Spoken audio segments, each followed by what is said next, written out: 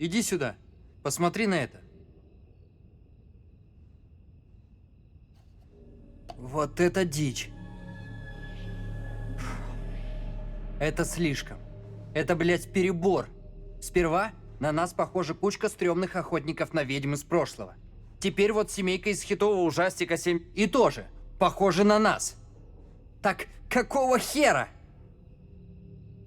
Что это значит? Думаешь, они погибли как другие? Не знаю. Мало ли что случилось. Может, мы все видим один кошмар? Ты правда хочешь сувенир? Этой ночью? В этом месте? Ну да. Я прихвачу его. Ты говорил, это типа ночной кошмар. Ты так думаешь? Если это мой кошмар, что вы тут делаете? Могу сказать то же самое. Не знаю, что реально. Ты настоящий, Эндрю? Ну тебя. Стой! Так кто эти люди на фото? Может, тут время упорото? И на этой фотке реально мы? Но... Слышите? Прямо под нами. Надо уходить отсюда. Быстро.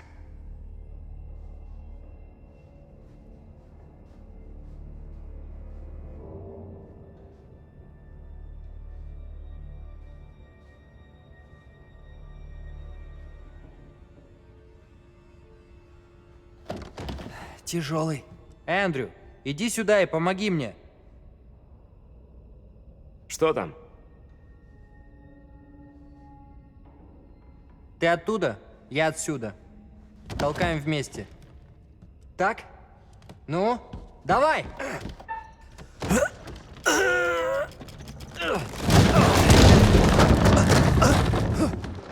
Ого! Оу, черт!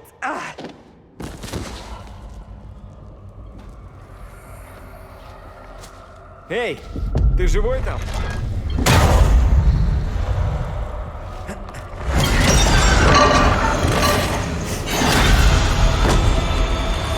Дэниел!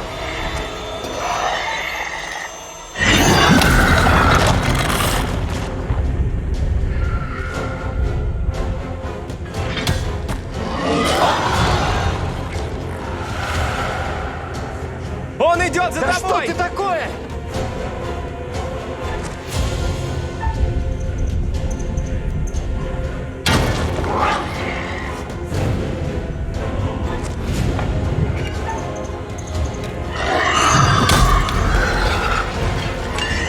Хватайся!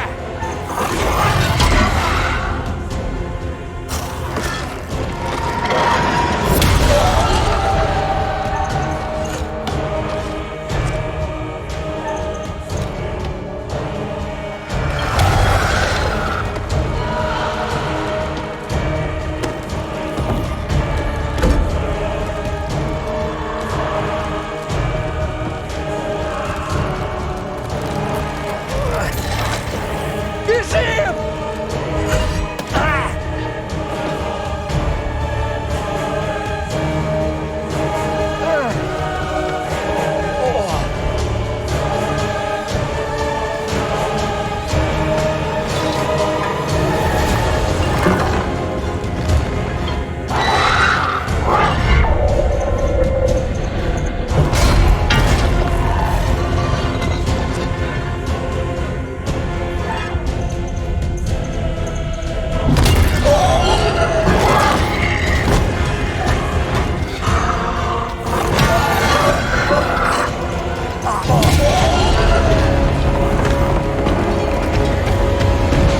Дэниел, ты еще внизу? Дэниел?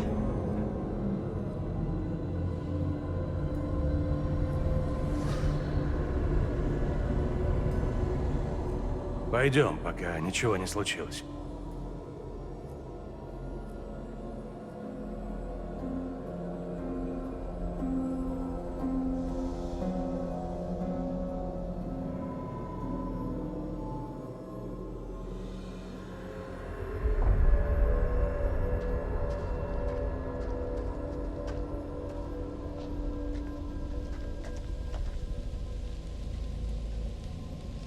Дэниел, ты там? Черт. Вы видели Дэниела? Нет, его пока нет. Ладно, пойдемте. Дэниел справится. Догонит нас.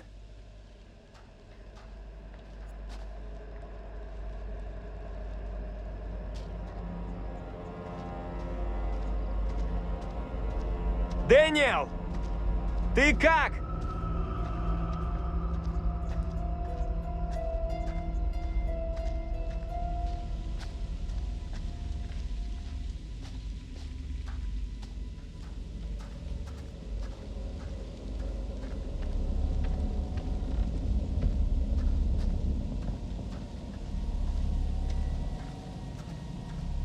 Дэниел, ты где там? Эндрю! Эй! Ребята! Я наверху! Как же я рад вас видеть. Это взаимно. С возвращением.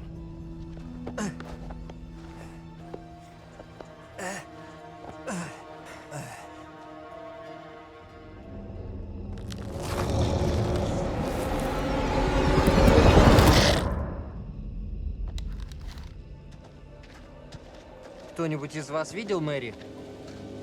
Я нет.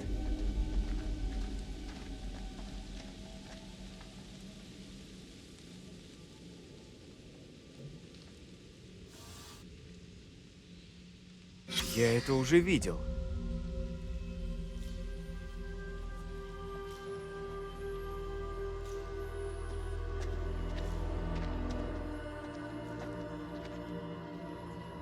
Там, в тумане. Видите?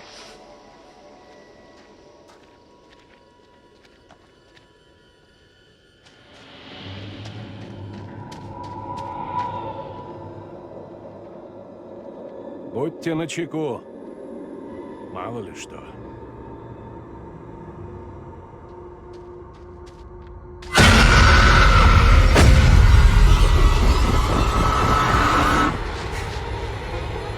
Ни единой душе не спастись в Литл Хоуп, покуда ты жив.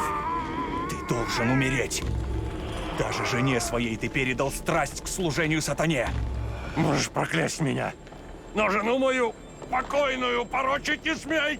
Ты не смирился. Я должен изгнать дьявола, дабы спасти город. Нет спасения! Джозеф, отрекаешься ли ты от дьявола и его учений? Нет на мне греха. Я не адепт дьявола. Город осквернен безумием, принесенным слугой сатаны. Мэри! Надо помешать им.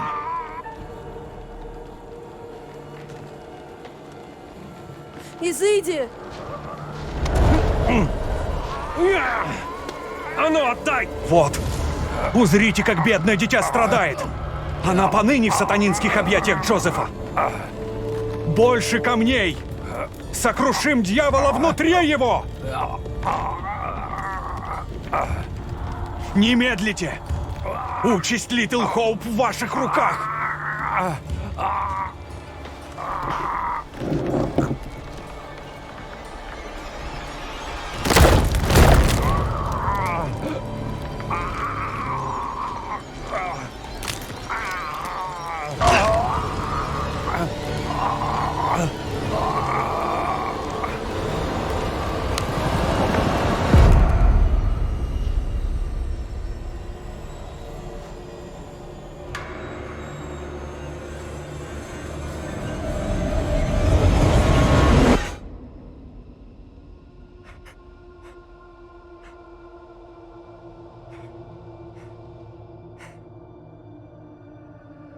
Нам конец.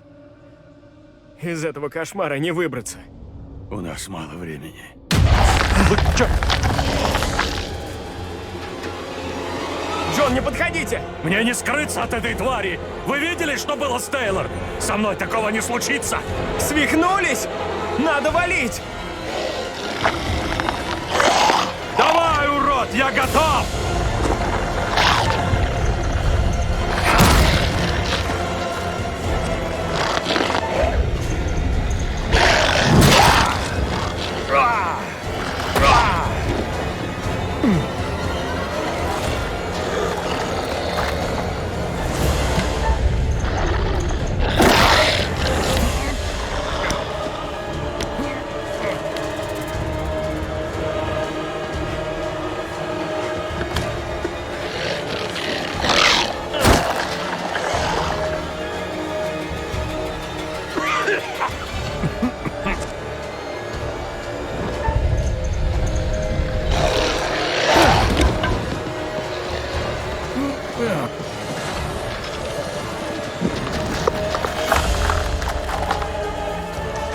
Не поддается!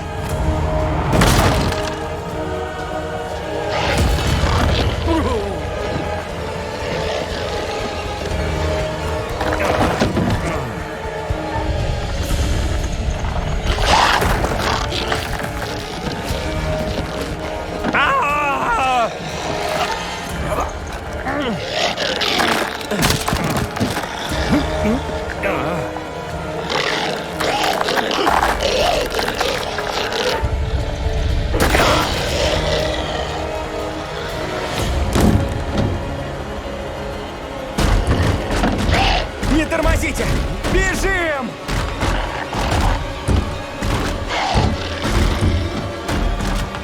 Этому уроду нужен только я! Идите! Живо! Я его задержу! Это безумие! Бежим с нами! Это тупо! Бегите оттуда!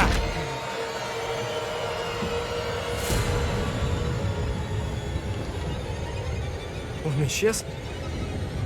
Я его больше не вижу.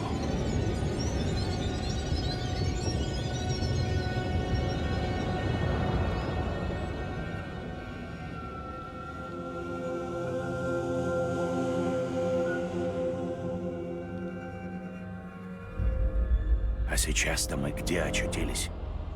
Похоже, тут был пожар.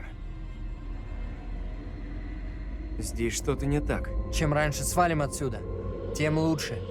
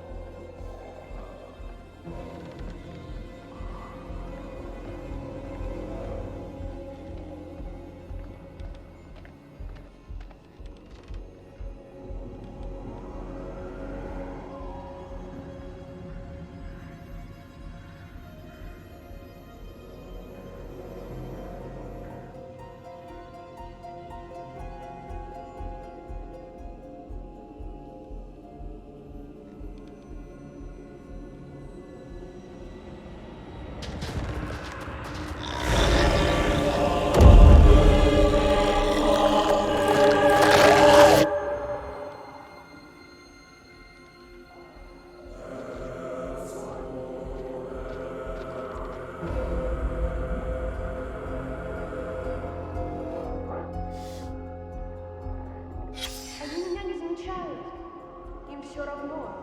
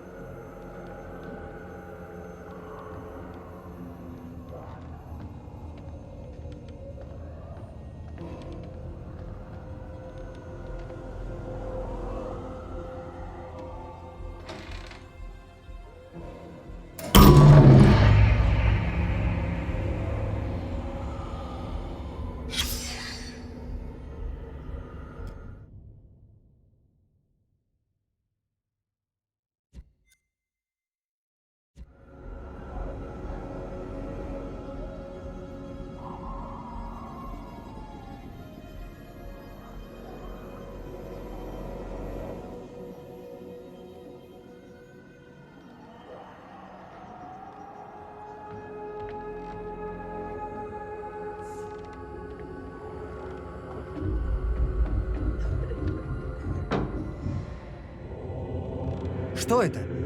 Скорее всего, девочка. Найдем ее.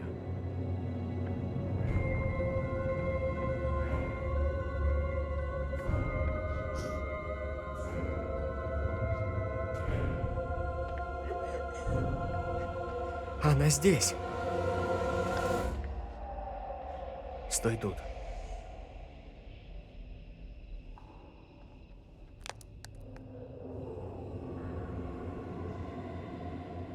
Годзилла!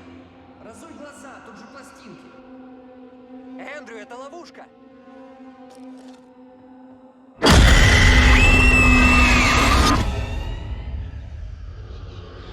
Он ведает, что я желала признаться во всем судье. Нет, стоп. Ты спасешь меня. Ты должен. Постой, что-то здесь не так. Уверяю всех собравшихся, что ныне город освободится из лап дьявола. Милостью Божией Литл Хоуп восторжествует.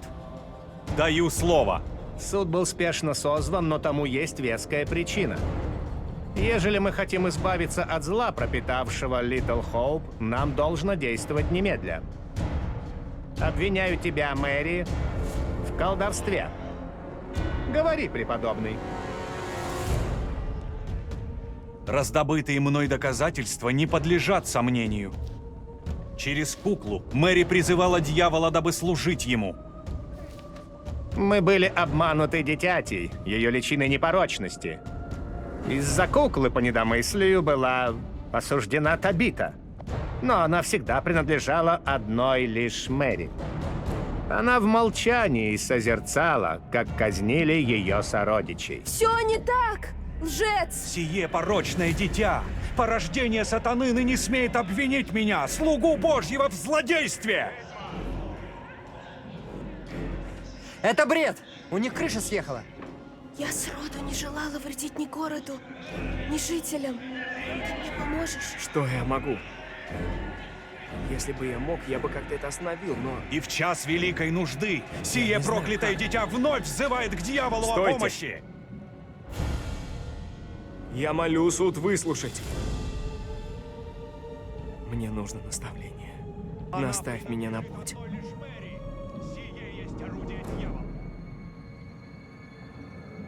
Здесь точно творится что-то неладное. Прямо в сердце города. Нет сомнений в том, что Литл Хоуп заражен. Тьма крепко завладела нашим городом. Нет промеж нас ни мужчины, ни женщины, кто не почуял дьявола подле себя. Суд призван искоренять всякое зло, а не потворствовать ему. Не трать наше время попусту! Он прав, точняк.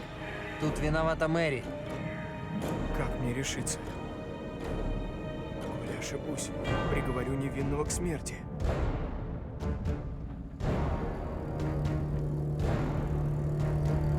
Единственный выход, который я вижу, избавиться от куклы. Уничтожь ее и... Куклу должны истребить. Может, все кончится. В ней причина недуга Мэри. Бедная девочка в ее власти.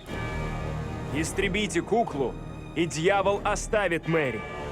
Она воротится к нам. Она невинное дитя. Отче, сожги куклу, уничтожь ее. Прошу, не решай поспешно. Дитя должно ощутить последствия своих Мои деяний. слова не надлежит обсуждать. Исполняй.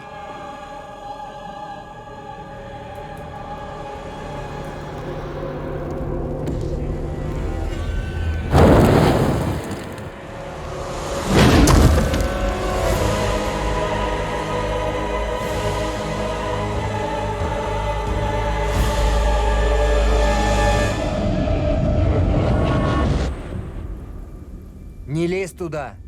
Уже ничего не сделать.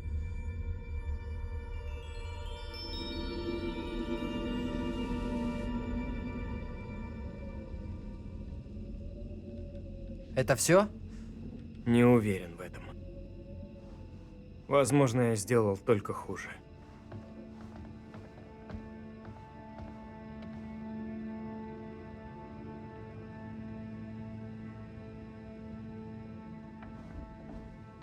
Видели Мэри? Расскажите мне все. Девчонку мы больше не увидим.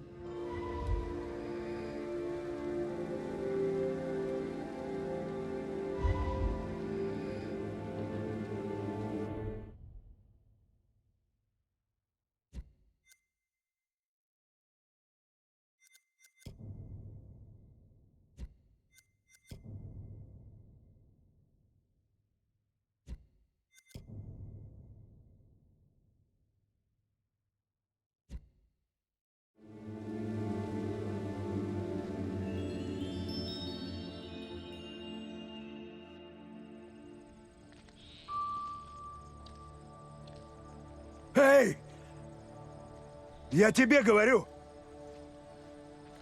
Эй! Зря ты вернулся. Держись подальше.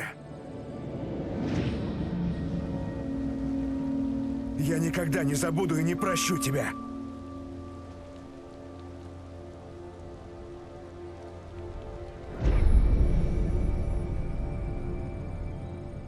Я не ищу проблем, окей? Мы уедем и не вернемся.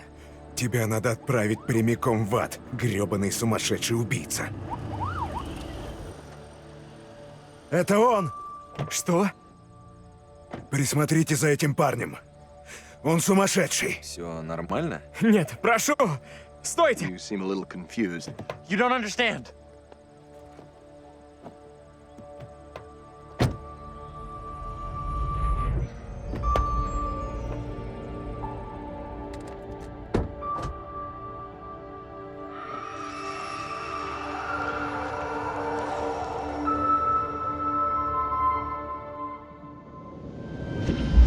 Мы направляем всех через Литл Хоуп.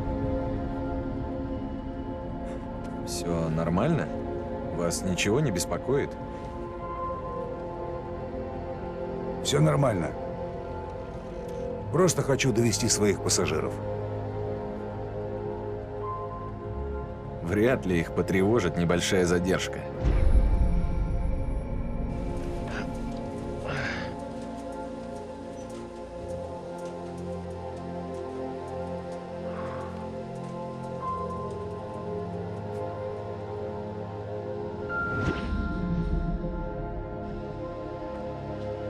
Можете все заткнуться? Так мы не найдем помощь и не выберемся.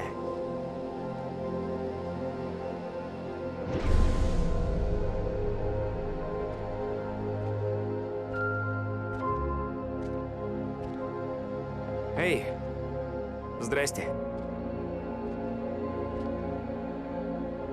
Простите, мы ищем водителя нашего автобуса. Чё?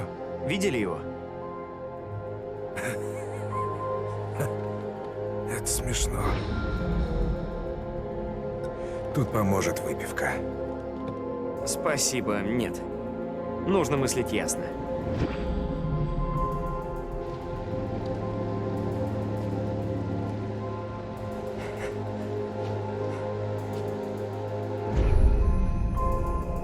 Да что за хрень там творится? Убирайтесь отсюда! Уйду, когда гляну тебе в глаза! Впусти меня! Эй! Они идут. Вряд ли он понимает, в какой мы передряге.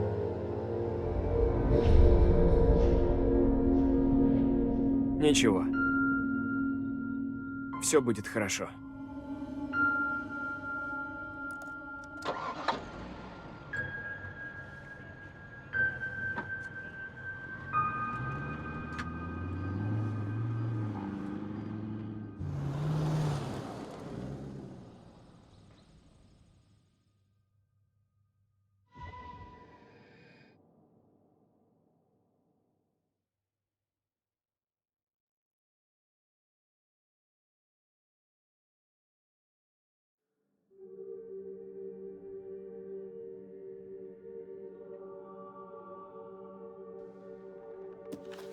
Ну все, конец. Свободны. Пока что. Но вы можете попробовать еще раз, постараться добиться большего. Вот в чем сложность с демонами. Если их не упокоить, они с вами навеки. Что ж, неплохо. Кто-то спасся, кто-то погиб. Все из-за вас. И вы в итоге нашли водителя. Может, теперь он перестанет жить прошлым.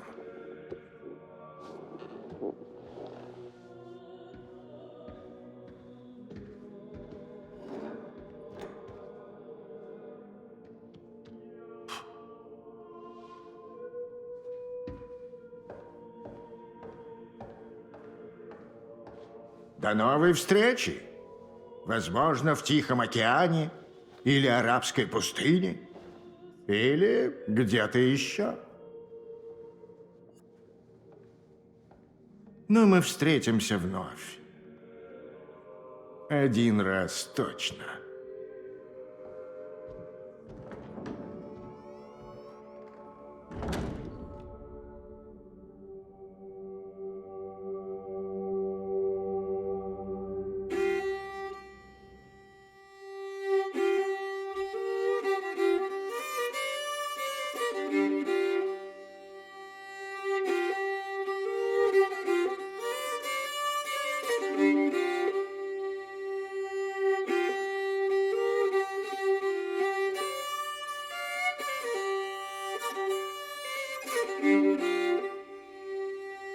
Oh, what is this that I can't see with icy hands takes hold on me? I am death, none can excel. I hold the key to heaven or hell. Oh, death, oh, death, won't you spare me over for another year?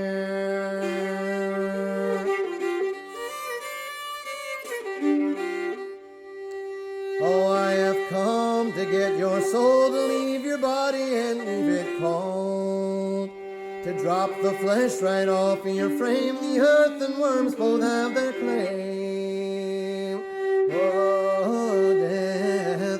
Oh, death, won't you spare me over for another year?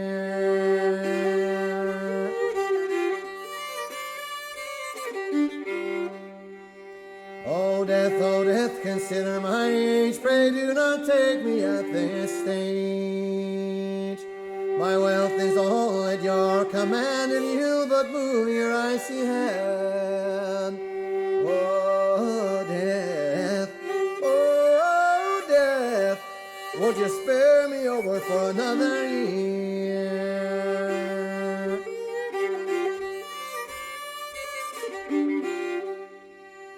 Nor age, nor youth, nor silver, nor gold, nothing satisfies me but your soul.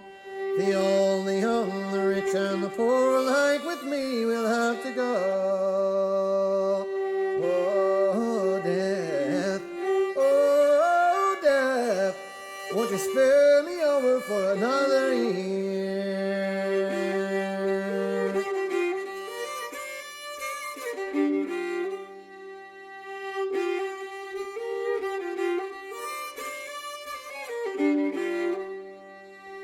Oh,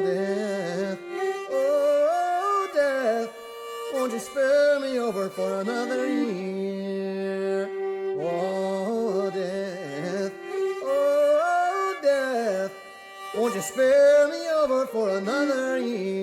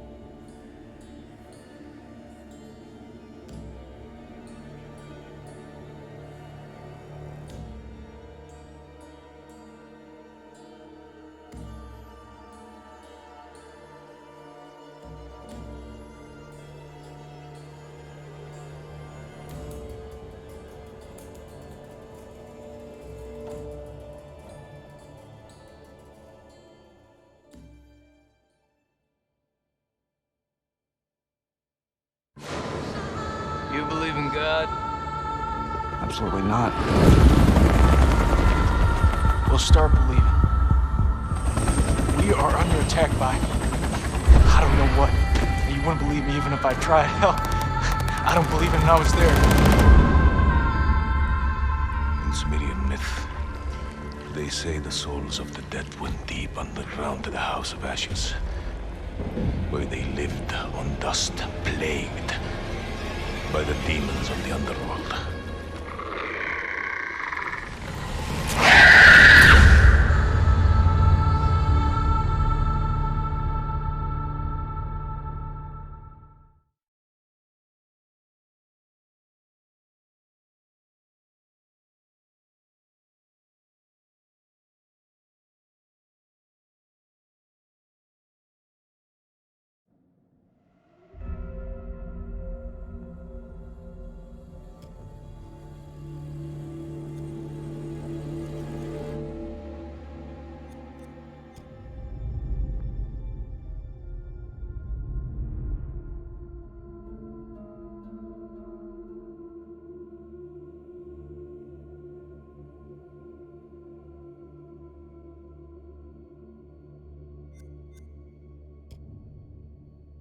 Connie, this is Alex. Is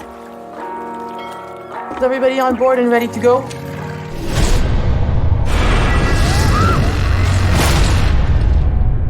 What in God's name is this? Something happened here.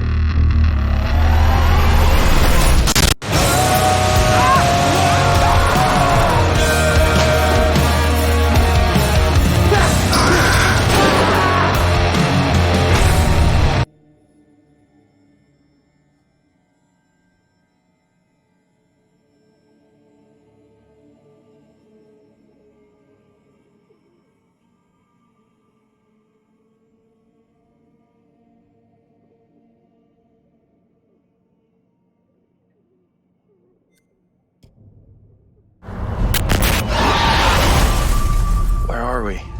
We're near Little Hope. Did you hear that? What more proof is needed that the devil walks among us in Little Hope?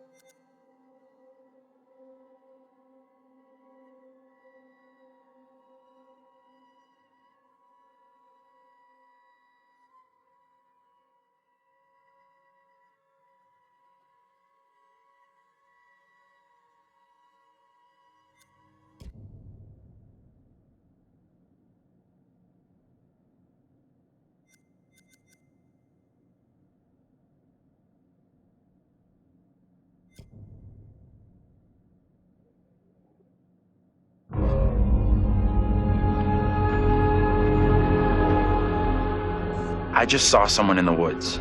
Okay, very good. We're freaked. Who's there? Whoever you are, this isn't funny at all. The demons are an integral part of the story of Little Hope. It's the crux of a lot of the things that happen, and that informs a large part of what we're doing. The starting point for each of the demons was the style of execution. They're based on a character that gets killed. That then informs how the character behaves, how it moves, how it sounds, and those are all brought together to give us that convincing, terrifying demon. In order to make convincing demons, you need to ground them in nature. So what we do is we use our understanding of anatomy and our deep understanding of biomechanics and the principles of the way things move and the way things actuate, and we apply this to the demon design. We obviously start with the production design. The production design is a drowned demon. What we need to do then is look for extra reference. We have to look at stuff like autopsies. We'd look at what happens to the skin when it gets exposed to water for a long time. We have to look at creatures from underwater. We look at various types of fish. Loads of images and real-world reference helps, although it's slightly gruesome. This particular demon we're looking at is the one that's been hung. We didn't want to show the whole of this character, and right from the beginning we said, let's focus on the areas which are the most terrifying.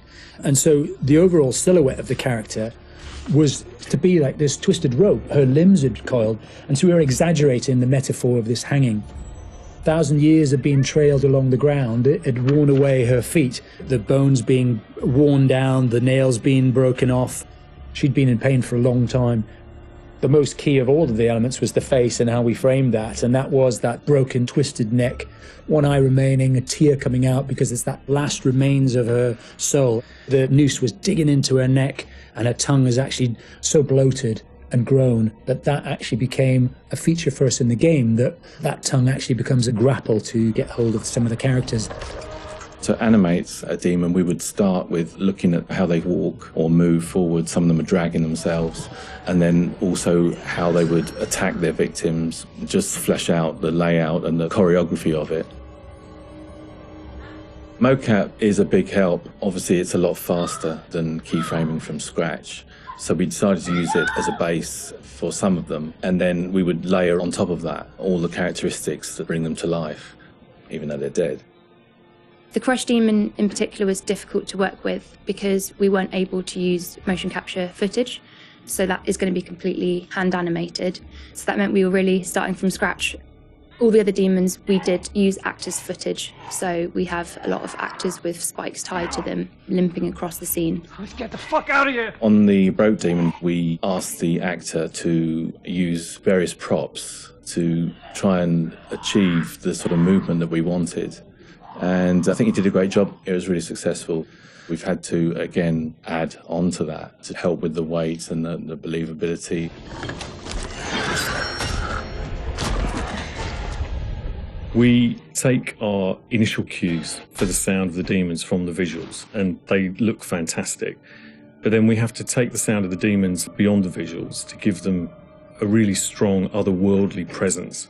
We need each of the demons to be individually recognizable whilst maintaining that uncomfortable unfamiliarity for the player. What is that thing? So at distance you might hear the chains clanking or the vocal screams.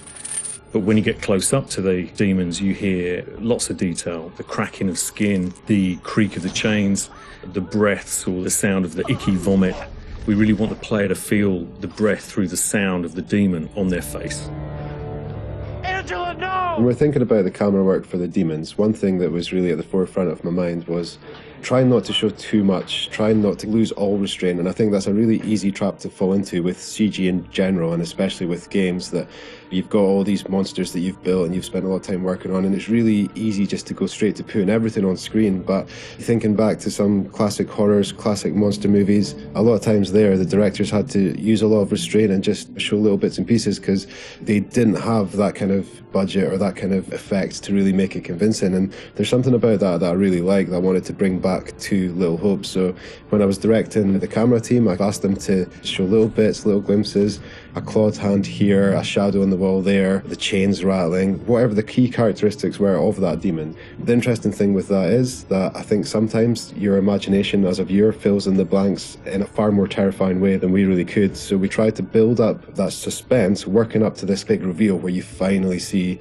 full on in the light, this thing that's been hunting you down in all its gross, horrific glory. With the demon scenes, lighting definitely had a key part to play as well. It had to work complementary to what we wanted to do with the cameras, but also there's some specific things you can do with lighting that really lent itself to this task. So one of the big ones was the use of silhouettes. The demons have really interesting form and really interesting shapes. They're very unusual, you know, these humanoid creatures all distorted, and we wanted to use that without revealing too much. So quite often we tried to use backlighting, or the fog that's present all through Little Hope is a really useful tool for silhouettes, as you can have this nice separation with a brighter background and then have the creature dark in the foreground. It was a nice way to make them feel even more gross than they really were. The Little Hope narrative is extremely multi-layered, and the demons not only represent the tortured souls of the characters, but they also represent the psychological trauma that humans can obtain through witnessing traumatic events. So when the game opens in the prologue and the main character is witnessing these traumatic events, we underscore this with really strong male Gregorian choir, which we use later in the game when the demons are attacking, to really strengthen and reference that psychological trauma with the tormented souls of the characters. Run! Now! The broken demon's the most terrifying because of the way it moves. It's really unsettling because you can't anticipate where it's going to go next. All the limbs are breaking and it's all moving in a really erratic way. So if you were to try and escape from it, you wouldn't know where to go because it might go there or it might go over here. So that's the most terrifying in terms of unpredictability, I suppose, and having a deep effect on your psyche. Interestingly, when you work at Supermassive, you get immune to horror. That's one thing I've definitely noticed. The powers of horror somehow get lost in me every time I'm watching a horror movie. I don't get so scared anymore just because I see this stuff every day. But doing those demon scenes, I must admit, even watching them back as they were work in progress, it was always like fairly distressing and fairly horrific. So hopefully some of that comes across in the experience for the player too.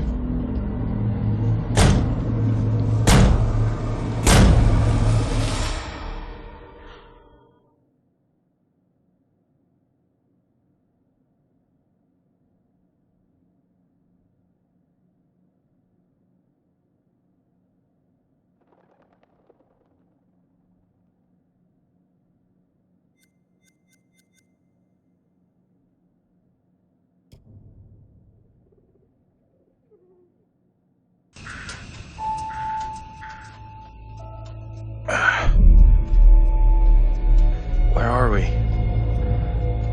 What happened? The bus crashed. We're okay though, just shaken up.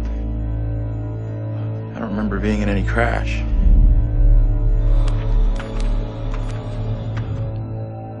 Well, here we are on set of Little Hope, part of the Dark Pictures Anthology. Tell me about the characters you play in the game. Yeah, very exciting. I play Andrew, who is a student on this trip to the town of Little Hope. You know this place? No. I mean, I don't think so. I also play Anthony and I play Abraham, all existing at different time periods in different places. Is it tough to balance it all and to kind of jump back between these characters as you go through it? A little bit. I've had a lot of help along the way, and we've been able to, for the most part, separate the three different guys. We have an amazing accent coach on set at all times, so she keeps me in check and puts me on the right part of the map when I stray too far. Only the devil could create a demon who so resembles me. We do look alike, which I agree is pretty damn weird. How tough is it for you to separate that and balance it all?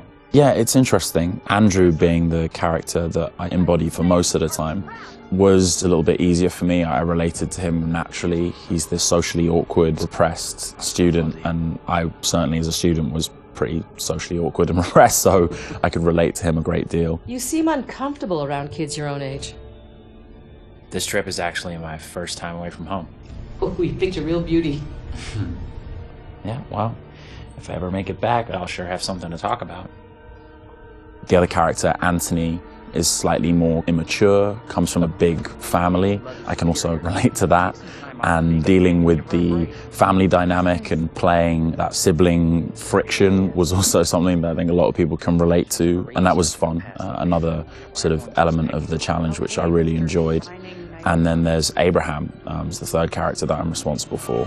We have to stop this. The only madness is right here in this court. And the nice thing that exists in all three of them is this motivation to do good, to do right, And I think all three characters I really had admiration for. They seem to be like morally adept, and it's important to respect, I think, the characters that you play, or at least identify something within them that you respect. And I respected all three of the guys that I played. I know what must be done here. And they're all so very different, and even the level of the accents changed between them. Is that something that's challenging to navigate? Yeah, that's been really fun for me. It's been when playing Andrew, I've been doing a relatively neutral American accent, but we've sort of based most of the action in New England, so it does lean towards the East Coast, and it doesn't take on too strong of a characterization in either direction. The vocal work for Anthony is similar to that, but because Anthony lives within the 1970s, there's been a little bit of tweaking to the accent in order to accommodate the times. And then Abraham's an entirely different accent. It's been a bit of guesswork as far as constructing that accent because there's no recordings of what people sounded like at that time. But I suppose the closest thing to it, we imagine, is a kind of Northern English accent. And my dad's from Yorkshire, so I've basically been ripping off what my dad sounded like when he was younger. She talked in this really weird accent. Was that even American? And also with the process itself is a huge, like a learning curve, like you say, with the performance capture. What's the process been like for you? Have you been able to adapt? Do you feel at home now wearing the helmet? And yeah, it's funny. I mean, it presents a whole host of challenges.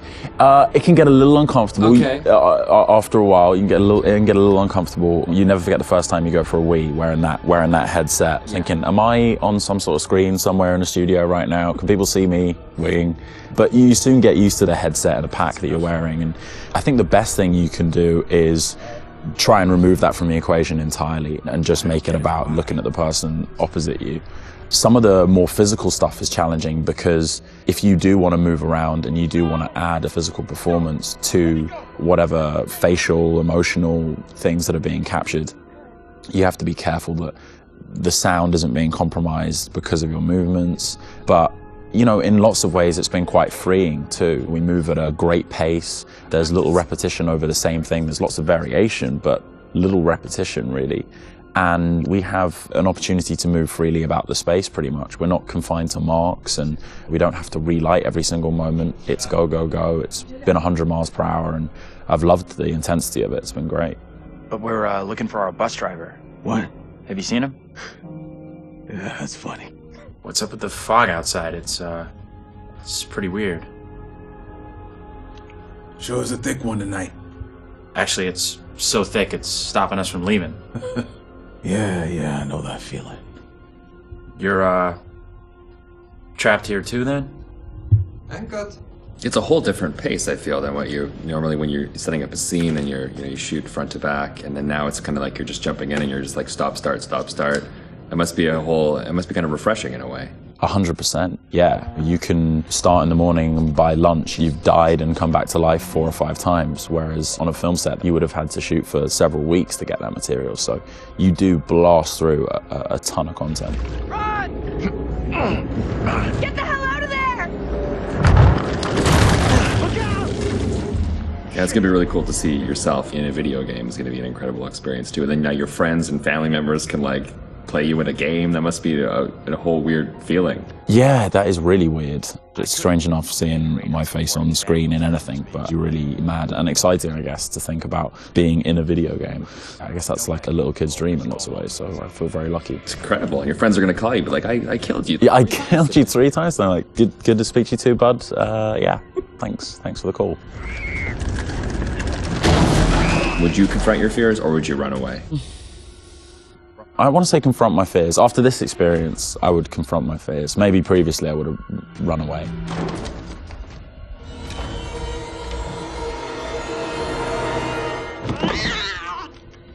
What kind of place is this? It's one of those things where what you think you'll do is different than what you probably actually in the moment, yeah, 100%. Oh, I would confront my fears and then you're gone. Gone. Yeah. And lastly, would you explore on your own or in a group? In a group, I'd have to. One of the best things about this experience has just been the camaraderie that's developed amongst the cast, and over a short period of time, shooting at this intensity, it's bonded us together really quickly, and I've loved being part of the team. A group of us in one room on this crazy journey together, so It's all about exploring as a team. I'm just gonna say it. This is exactly what goes down in horror movies. Well, plus than anything in the horror genre, we know what happens when you go off on your own, right? 100%. Don't do it. They still do it. And they still do it. Let's go check out that room over there. No, don't go check out that room. Nope. Don't go check out. Or bring someone with you. Oh, yeah, exactly. Yeah. There you go. All right, Will. Tanner, thanks a lot. Appreciate that. Thank you. Cheers.